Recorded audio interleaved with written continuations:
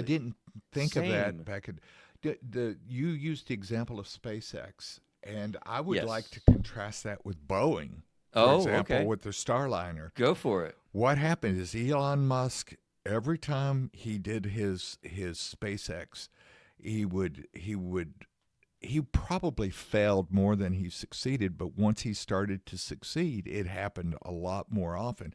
Boeing was afraid to fail. You cannot have any mistakes or Yeah. anything like that. They Wow. can't get, for example, the Starliner.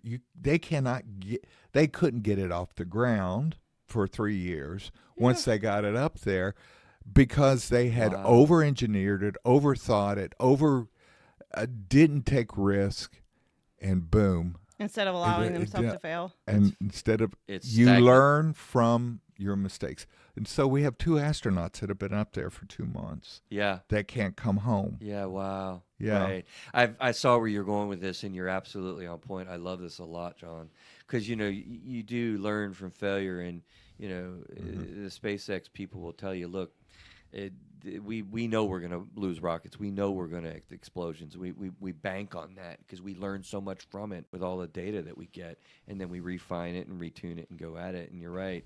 Unfortunately, Starliner with Boeing just is arrested in their development. But I also think that failure allows you to.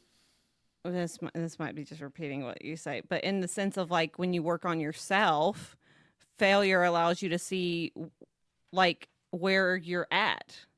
And so, like, okay, for example, at the gym I go to, we go until failure. So, like, if I'm doing like chest press, then I will go until I literally cannot pick the weight up off my chest because then I know where I'm at and then I can Oh, improve from fatigue. there. Yeah.